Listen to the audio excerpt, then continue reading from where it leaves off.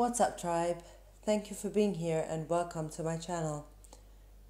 This will be a general reading for Sagittarius, Sun, Moon, Rising, and Venus. We'll be using the Enchanted map oracle cards mixed with the Decoder, both by Colette, Baron-Reid, for this reading. This reading is also not time specific. Whenever you get the messages is when they're intended for. This Justice card starting the reading tells me that the truth may be too hot to handle, but it's vital in bringing balance to the scales. And so this truth that's too hot to handle came in the form of a blog that Matias de Stefano shared with us about his communication with his higher self. In this blog, he refers to his higher self as soy and to himself as yo. So you'll hear me saying yo, soy, or the I am, and or I am referring to soy. Although it is not my work, I am being encouraged to share it by my higher self. And it's funny, the word encourage should come up so many times, with the encouragement word there reminding me of the Dr. Brene Brown talk about the original definition of courage, which comes from the Latin word cur, and it's to share all of yourself, to share your whole story with your whole heart as an act of courage and an act of storytelling and an act of self-love. So the truth is, might not be the whole story, but part of my story is that the last time I tried falling in love, I had a nervous breakdown / a spiritual awakening. Funny how that works, huh? It's like, no, you're not getting married, but meet your spiritual team. You have a whole entourage. And so, my higher self has guided me to Matias de Stefano's education, to educate me about love before making the choice to do it again, with the making a choice card ending the reading. I know I'm jumping back and forth. Just bear with me, as there's a lot that wants to come out in this reading. I'll also be sharing the heart meditation I did with Matias de Stefano online. He does lives. Yesterday was the second day of doing these chakra meditations. The first day was throat. Yesterday was heart. Maybe I'll just start with the blog, and then I'll tell you what my visceral experience of the meditation was.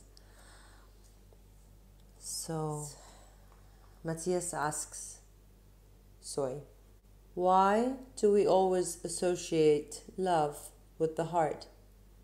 Soy, well, we should first identify what is love and what is heart. Me. Heart, as I read once, comes from the Indo-European word krid, which means to jump, and from it derive the roots of all our most used languages, such as cardio in Greek and core in Latin, and on the Northern European side the word herd, given rise to the sounds hertz, heart, and heart from Saxon languages. I mean, I interpret that it's related to the beat and how the heart seems to jump when it pumps the blood. Soy and love. Yo. Love comes from the Latin amor, which means without death, that is to say, eternal. That which never stops and is constant. Soy. Therefore, life. Me. Exactly. I am. In other words, life seems eternal as long as the heart beats, and therefore life is the opposite of death, that is, the eternal to the finite, and the heart beats incessantly, constantly, jumping for joy at life, seeking to be eternal. Me. Does that mean that we humans relate love with the heart because biologically the heart seeks the eternity of life beating incessantly? Soy. Well, that's a bit of an etymologically far-fetched view, and despite being very thoughtful animals, your lives are actually based on much simpler things. Tell me, what happens to your heart when I mention the name of a person who has done you a lot of harm? Yo, I feel like for a brief second it stops, an arrhythmia, and my chest contracts. Soy, and what if I name you the person with whom you're madly in love? Yo, it beats harder, faster. Soy. Emotion is a vasodilator. When your mind identifies an idea, it is transmitted to the brain that processes the idea with data available in its neurons. The brain interprets two fundamental things: survive or relax, that is, pain or pleasure. There's nothing else. The electrical pulses of the nervous system alert the endocrine system to prepare to be aware of pain or pleasure. This unloads the energetic reaction that contracts the main glands, triggering a chemical reaction that derives a large amount of hormones, either adrenaline or endorphin, while the electrical pulses are arranged to dilate or contract the veins, to retain the blood in case of loss due to external damage and injury, or in dilating them so that the hormones reach all parts of the body faster through the bloodstream. Yo, and that seems less complex than what I said? Soy. I'm not referring to the complexity of the system, but rather its complex thought. Not everyone knows Sanskrit or Indo-European culture, but everyone has a nervous system, and a circulatory one. What I'm going to do is that, I think there's like a typo here,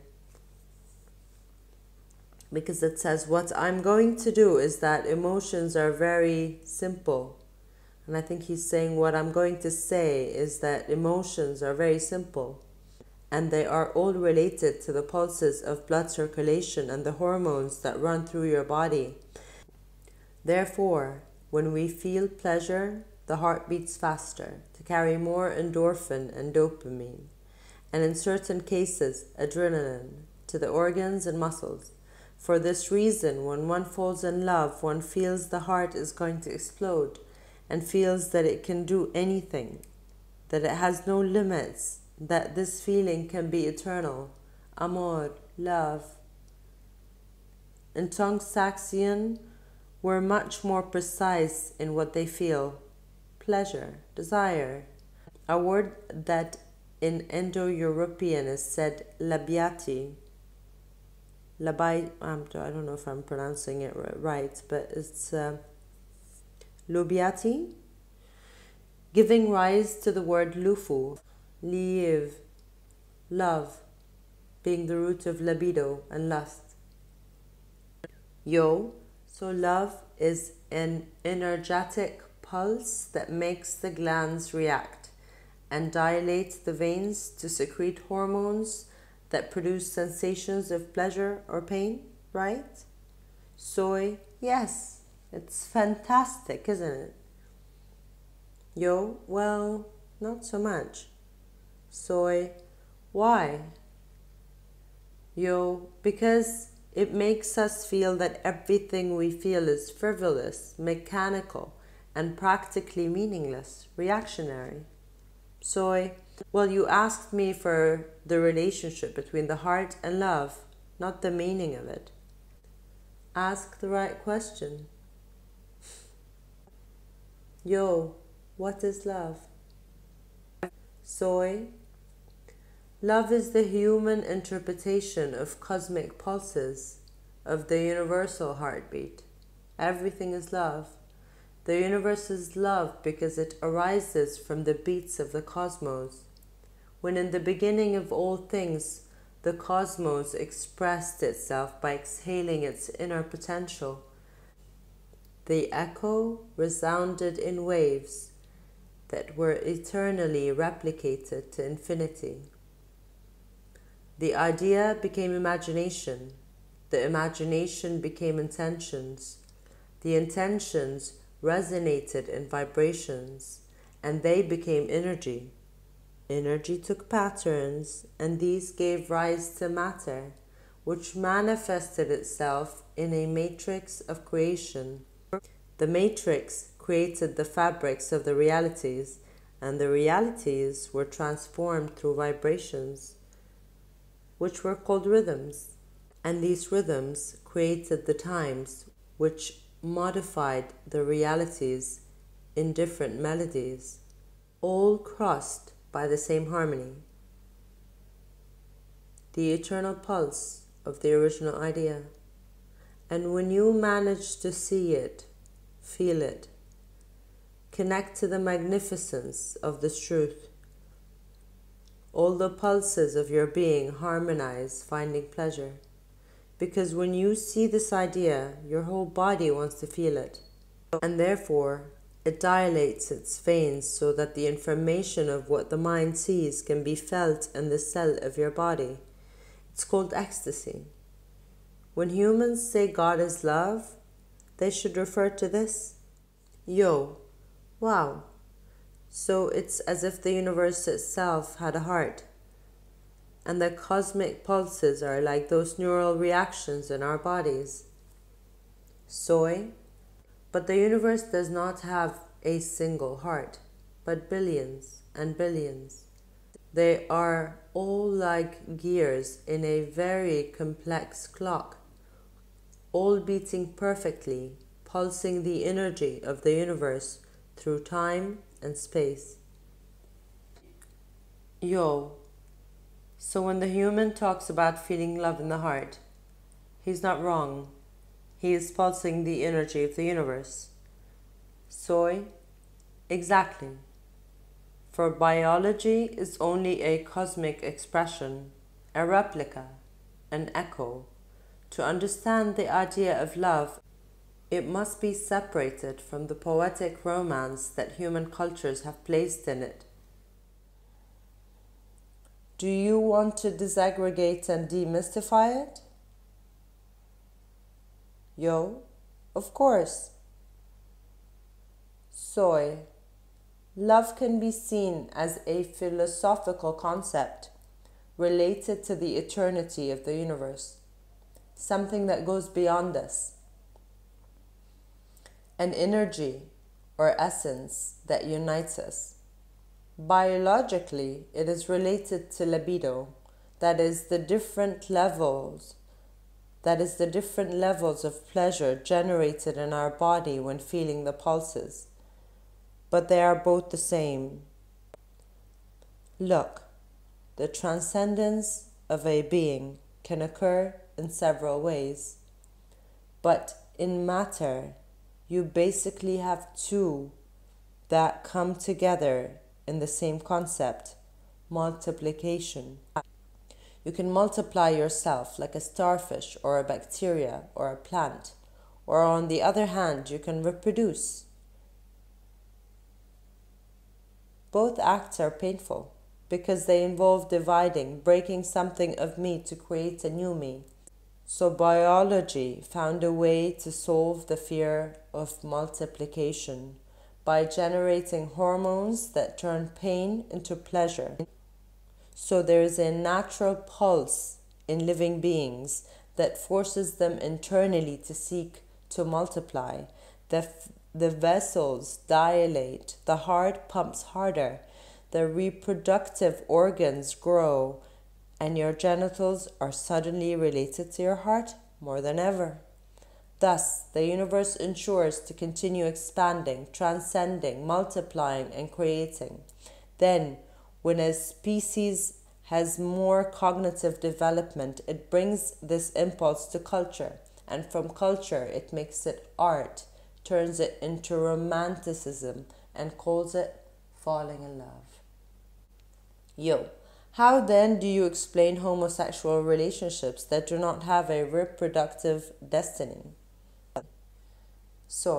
When animals discover the amount of energy that a being has inside and what it's capable of generating when this energy is felt, it has two ways: the discharge of this energy or its use for a common benefit. What I mean by this is that this energy is not always necessary for multiplication, but in turn activates energetic mechanisms that make us multiply in other dimensions.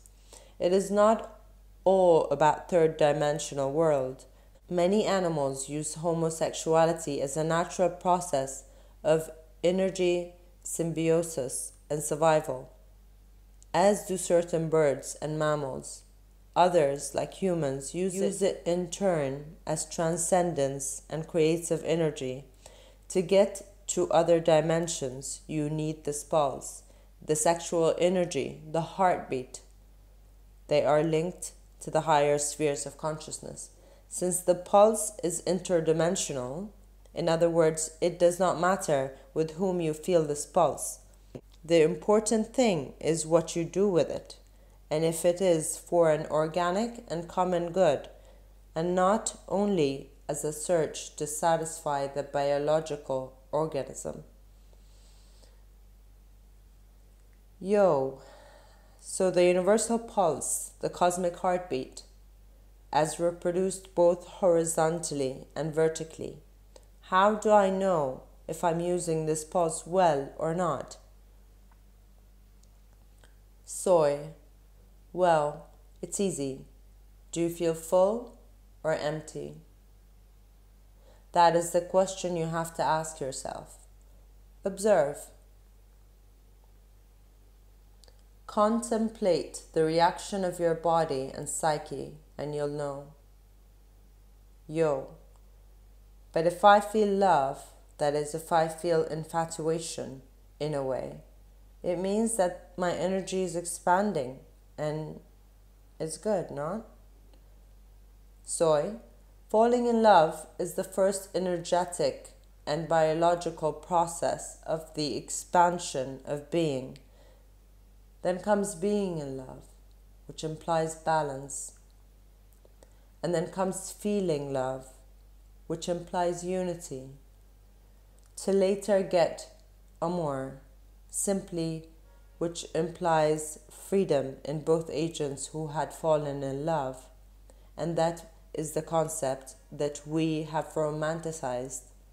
We have turned a basic pulse of reproduction into a search for transcendence.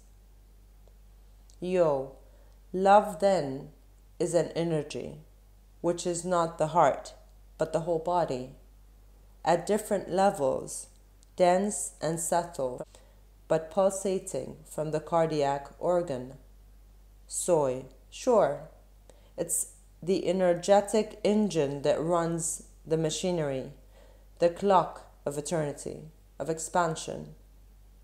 Soy. Sure. It is the energetic engine that runs the machinery, the clock of eternity, of expansion. Everything you feel in your life then passes through the heart, and calibrating the energy source of your heart is essential so that there is balance in what you pulse towards your own universe. Oh my God. It's crazy how that's what I just said with the scales. Okay. Yo. And this is in relation to emotions? Soy. No. It is in relation to the mind. Well, remember, it was an idea that made your heart contract or expand. Then you must become aware of what your thoughts and ideas are about reality. Name each person you meet and feel the reaction of your circulatory system. It is the only way to know what you really think of someone without prejudice. Ideas shape the rhythm of your heart. Therefore, you must clear your mind of prejudices and preconceptions to calibrate it. It is not enough to sit and feel butterflies and colored lights radiating from your heart. Now that you understand the machinery that generates the expansion pulse, you will know how conscious you must be to use it properly. Yo. Basically, if I'm not the one striking from consciousness, I will be driven from unconsciousness. The beat of my heart is what triggers or reacts by informing the rest of my cells about my ideas, my mind, what I perceive, is the filter that brings this knowledge to every part of my being. Soy. By calibrating the momentum to convert it into a pulse, it aligns us to the cog of the cosmic heart. Tick, tock, tick, tock. It's time. Understanding this does not remove romanticism from the emotion of feeling love. It helps us understand that love is mechanism and energy. It is an interdimensional fuel. Generate the pulse and you will align yourself with the mind of the universe that creates all realities. Yo, I am universal heartbeat. Soy, I am the cosmic pulse. Whoa, okay. So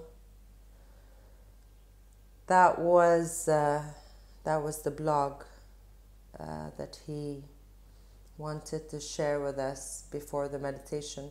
I'm gonna link the meditation in the comments, and what I have to say is that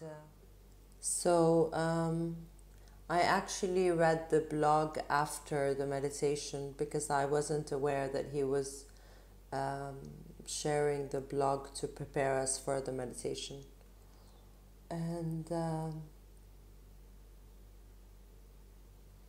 And my experience of the meditation was, it's hard to put into words, but this magic stream talking about the universal flow of consciousness is kind of how it felt, because he had us shed light on a feeling, a thought, a sensation in the body, and visualize them as spheres and lift them up to our heart and then put them back in our heart and shed the light on them. And while I did that, I actually felt a cooling sensation, as if I was downloading that energy of consciousness. I was connected, and there was water being poured down from my crown chakra into my heart to help me integrate these emotions that I had, these thoughts and emotions that I had. I had so much energy run through me, but as I was so involved in the meditation, I wasn't aware of how, like, I wasn't aware of the current that was running through me. But when the meditation was over, I realized I cannot move my legs. They were so numb. I was in a tetrahedron posture, and I'm a yogi, and I'm an Arab, so sitting on the floor, legs crossed, is nothing. It's nothing that's outside of the norm for me. However, and I'm not trying to scare you. What I'm saying is, his meditations are very powerful. So prepare yourself, if you are to do them, prepare yourself to experience a lot of energy running through you. And for you not to freak out, because after I finished, I was like, oh my God, am I paralyzed now? I absolutely cannot feel my legs. And all I had to do, is breathe for a minute, and I was fine. But I'm just giving you a heads up. Be prepared. Be open. Try to stay present, and keep your awareness inward focused. And good luck. The ideas and the ideas that are going to come through the meditations are what your subconscious wants you to see or integrate or deal with. So I highly recommend you do that if you are to take this journey and to make a choice to live in the higher consciousness that is love. The higher consciousness, and not the small consciousness that divides, like the whales say in their messages. I love how these cards, the Strength and the Flying, mirror each other.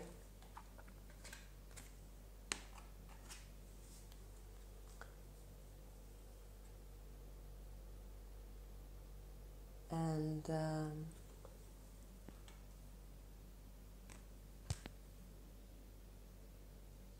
so I know this has been a long, long reading, but I don't know if I should even call it a reading. I should call it my feedback on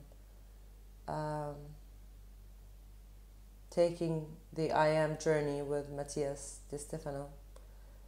I am so grateful for him, because he seems to be able to put words to what's necessary to integrate our experience. He puts it like this: experience, expression, integration, transcendence. So he seems to be good at it, to be honest. I know he's younger than me, and it's very hard for me to admit that somebody's beat me to the punchline, but he's good. Anyway, justice. So with all that heat, I woke up today thinking, I cannot believe soy cold does thoughtful animals. And that's the only thing I could think about. I'm like, that just really took away all the romance I've been feeling with all the 1111s around and all the orbs and what have you. Anyway, it is necessary. If I want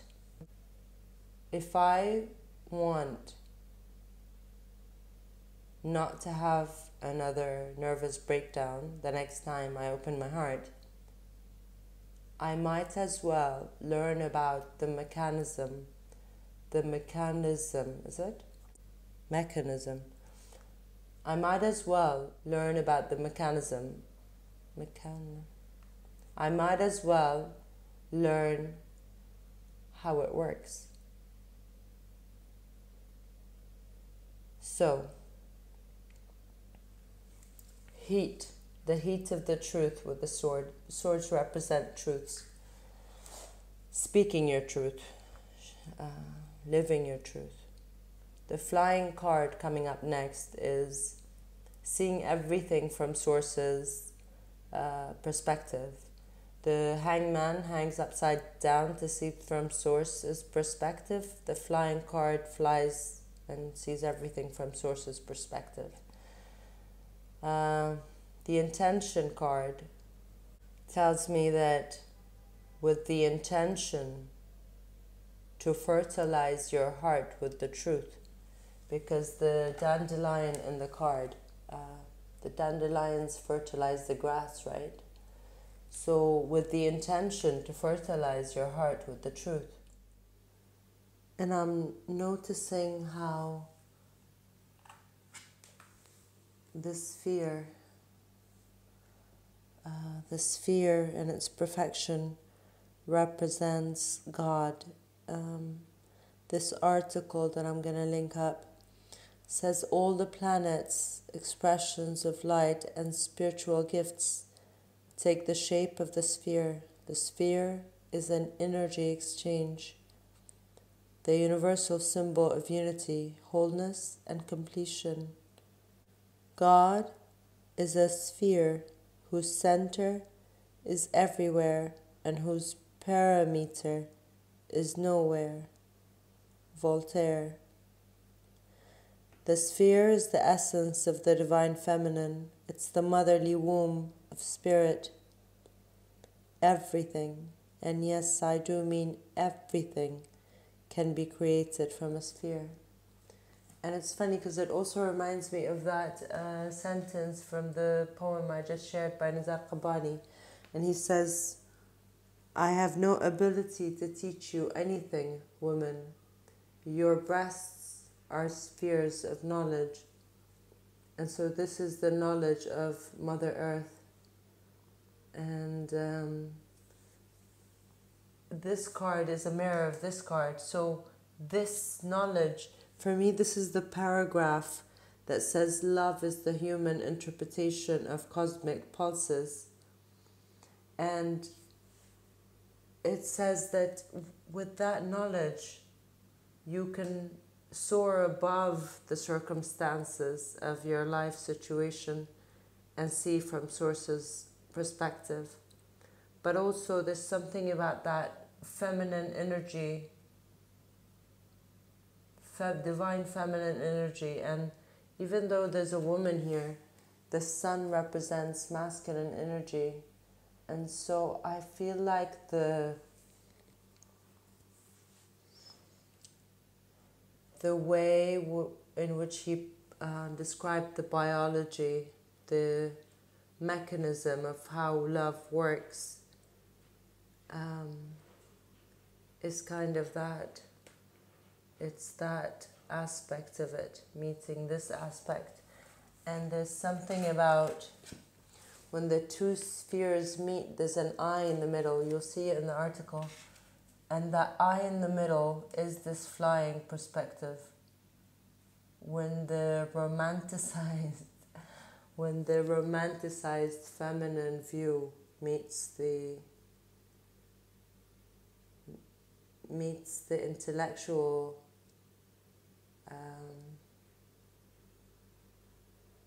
physical interpretation, scientific interpretation of it view, there's a new perspective that's being created.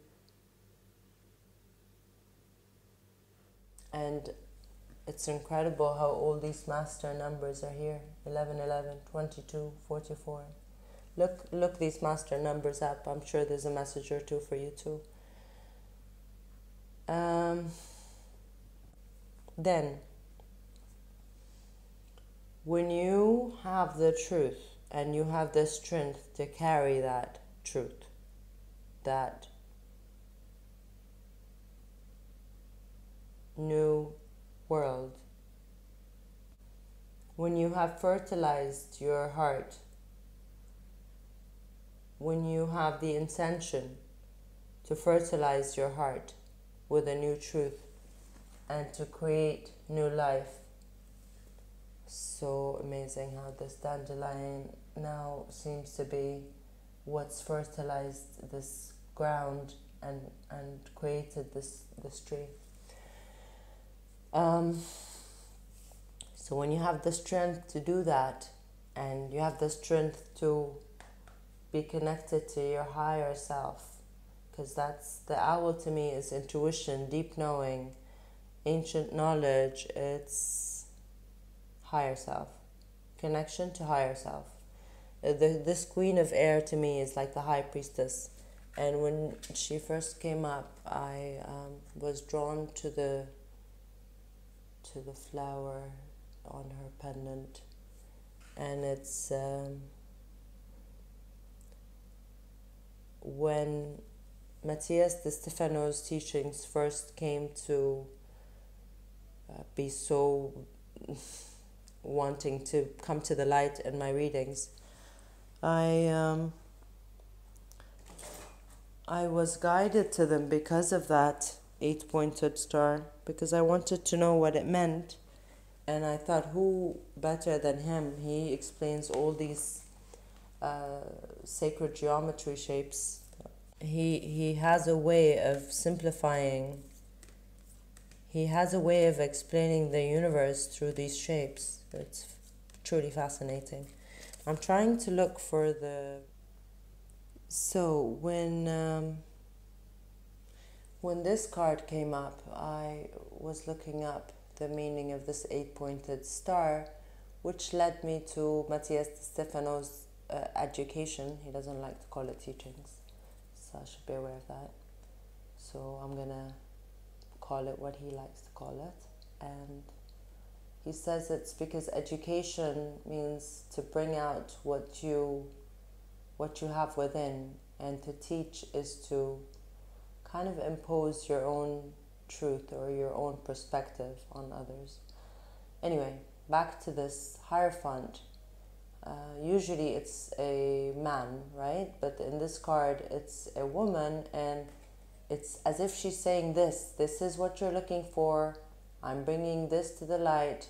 Look, this. She's screaming this to me. And so, yeah, now I see what she means. This is also the card I was talking about when I was talking about the flow of consciousness that I was feeling. It does feel like water. That's why it's depicted as a waterfall.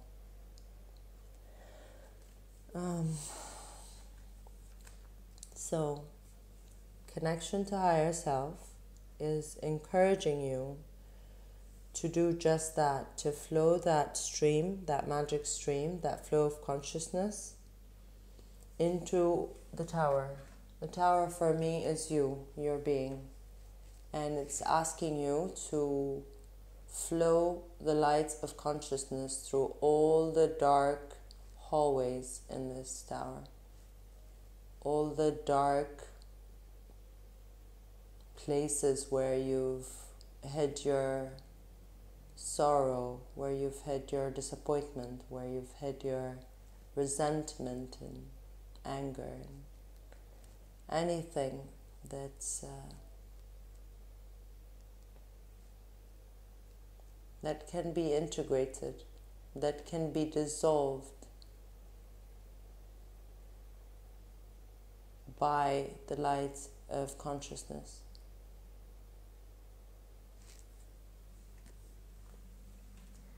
And what I was saying is, if I want to fall in love without having another nervous breakdown, if I want to make that choice to fall in love again, I should be aware of this truth. You know, I should learn about how it works and differentiate love from heart and love from human interactions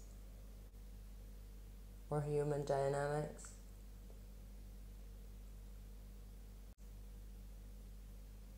And yes, it's harsh. See, burpees. Apparently when you channel, you just burp constantly. I don't understand it. I don't understand the science behind it, but there comes the truth. The truth is, to be able to open my heart to love, I should also acknowledge that we have physical bodies. We are thoughtful animals. And as much as I'm like, ouch, spirit, ouch, higher self, like, I thought I kind of like transcended being an animal. But keep in mind, animals actually evolve much faster than us when they need to, because they don't have thoughts that block or slow down their evolution. So in a way, it's not so bad to be called an animal, right? Anyway, I hope it wasn't.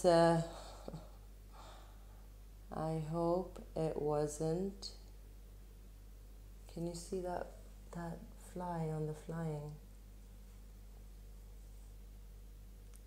Don't know what the message is, but I guess now it's landed on encouragement, so it's encouraging us. Or maybe it's encouraging me to share my truth, or what I perceive to be the truth anyway. Thank you for joining me. If you did enjoy this reading, if I can call it that, please don't forget to hit the thumbs up, share, subscribe if you'd like to be part of the channel. And until next time, I'm sending you all the love I'm capable of sending you. Bye for now. And I'm sending you